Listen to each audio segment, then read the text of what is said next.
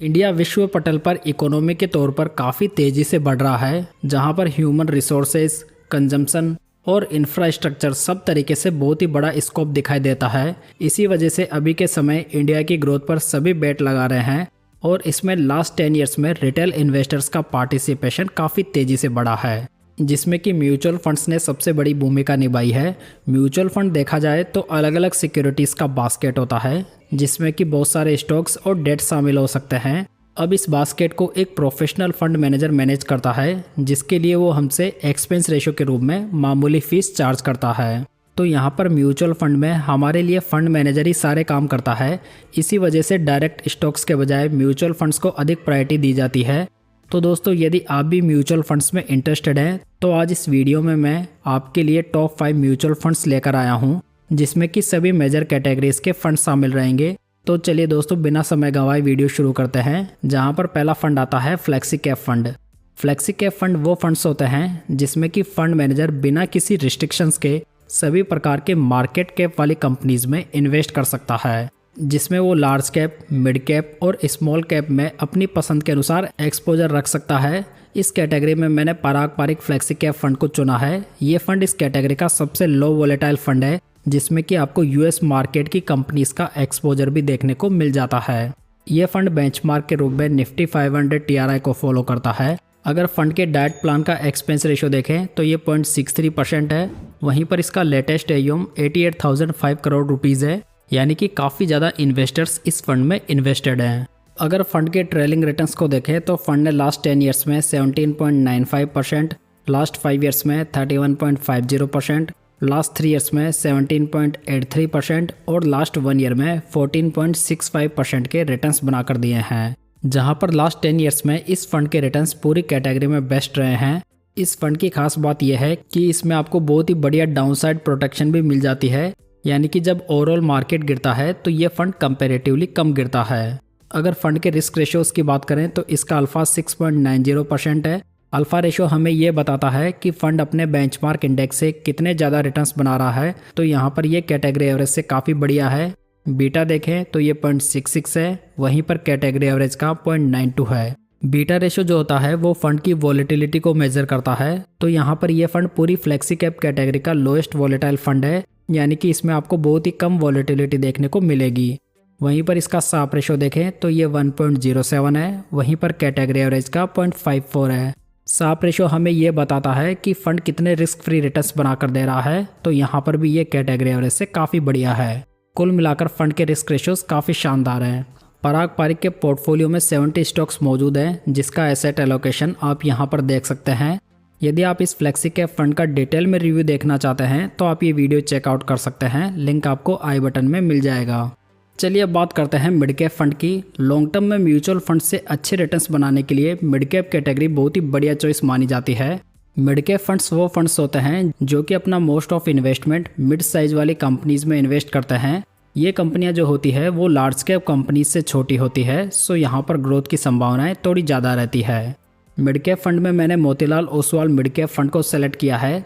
ये फंड इस कैटेगरी का एक बहुत ही बढ़िया फंड है जो कि ग्रोथ इन्वेस्टिंग को फॉलो करता है। यदि आपका विजन 5 साल से ज़्यादा है तो इस फंड को आप कंसिडर करने के बारे में स्टडी कर सकते हैं।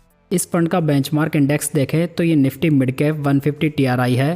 फंड का लेटेस्ट एयूएम 23,704 करोड़ रुपीज़ है, जबकि इसके डाइट प्लान का एक्सपेंस रेशो 0.68% है। अगर फंड के CAGR रिटर्न्स को देखें तो फंड ने लास्ट 10 ईयर्स में 18.29% के, लास्ट 5 ईयर्स में 38.57%, लास्ट 3 ईयर्स में 28.77% और लास्ट 1 ईयर में 18.16% के रिटर्न्स बनाकर दिए हैं। साथ ही ये फंड पूरी मिड कैप कैटेगरी का लास्ट 10 ईयर्स में नंबर 1 फंड भी रहा है। दोस्तों, जहां पर मिड कैप कैटेगरी में अधिकतर फंड्स अपने बेंचमार्क इंडेक्स के रिटर्न्स को बीट करने में नाकाम रहे हैं, लेकिन ये फंड कंसिस्टेंट बेसिस पर अपने बेंचमार्क और कैटेगरी एवरेज के रिटर्न्स को बीट करता हुआ आ रहा है।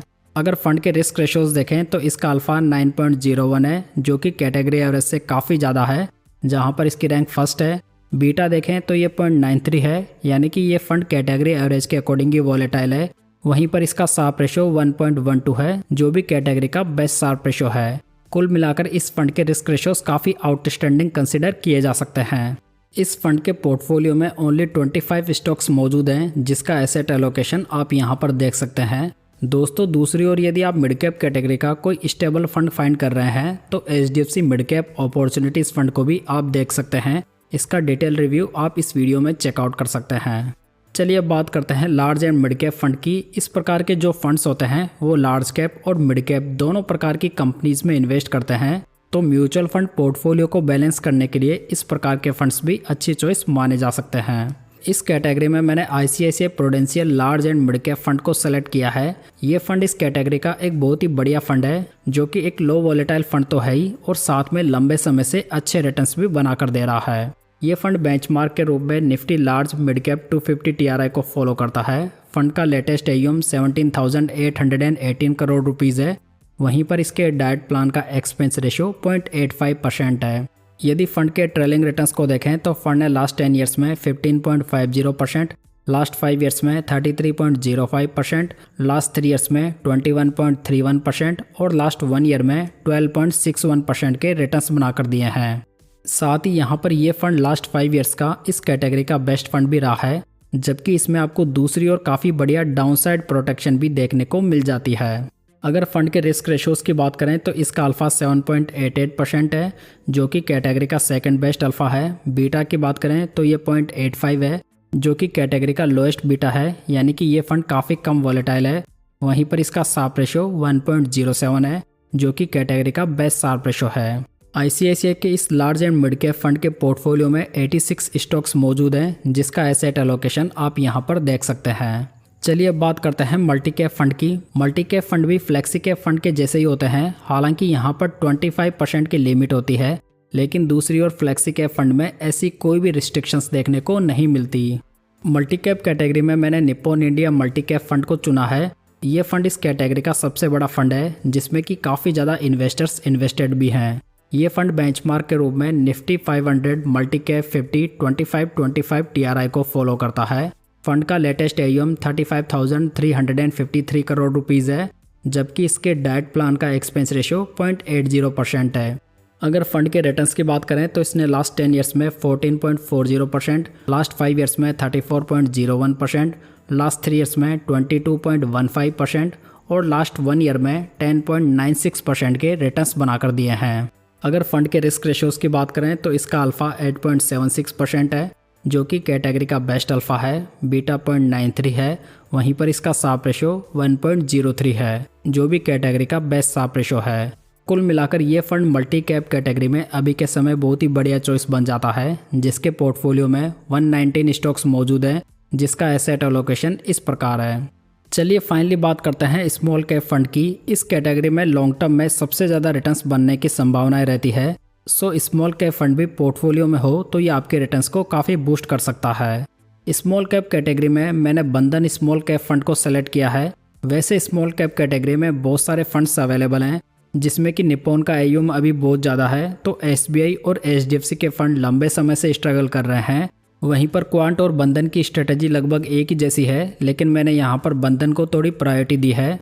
अगर बंधन स्मॉल कैप फंड की बात करें तो ये एक हाई बीटा फंड है। वहीं पर यदि आप स्मॉल कैप फंड में भी कोई लो वोलेटाइल फंड देखना चाहते हैं तो आप बंधन की जगह एक्सिस स्मॉल कैप फंड को भी चेकआउट कर सकते हैं, जिसका डिटेल वीडियो आपको आई बटन में मिल जाएगा। बंधन स्मॉल कैप फंड की बात करें तो ये BSE 250 स्मॉल कैप TRI को बेंचमार्क के रूप में फॉलो करता है।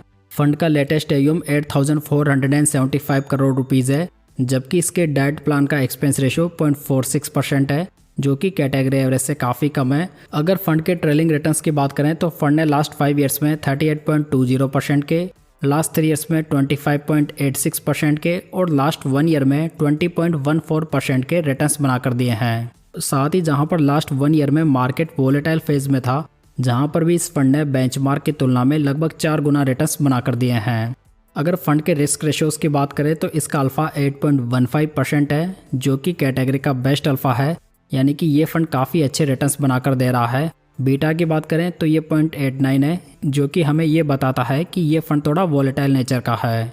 वहीं पर इसका शार्प रेशो 0.99 है, जो कि कैटेगरी का बेस्ट शार्प रेशो है। इस स्मॉल कैप फंड के पोर्टफोलियो में 181 स्टॉक्स मौजूद हैं, जिसका एसेट एलोकेशन आप यहाँ पर देख सकते हैं। तो दोस्तों लास्ट में एक बार रिवाइज कर लेते हैं कि इस वीडियो में हमने किन फंड्स की बात की है। तो हमने फ्लेक्सी कैप फंड के रूप में Parag Parikh flexi cap fund को चुना था। मिड कैप फंड के रूप में Motilal Oswal mid cap fund, large and mid cap category से ICICI Prudential large and mid cap fund को, मल्टी कैप कैटेगरी से Nippon India multi cap fund को और स्मॉल कैप कैटेगरी में हमने बंधन स्मॉल कैप फंड को चुना है। तो दोस्तों ये थी बेस्ट म्यूचुअल फंड्स के ऊपर जानकारी। यदि ये जानकारी आपको अच्छी लगी हो तो इसे लाइक, कमेंट और शेयर जरूर कीजिएगा। साथ ही इस चैनल को अभी तक सब्सक्राइब नहीं किया है तो प्लीज़ इसे सब्सक्राइब जरूर कर लीजिएगा। तो चलिए दोस्तों फिर मिलते हैं किसी नई जानकारी के साथ।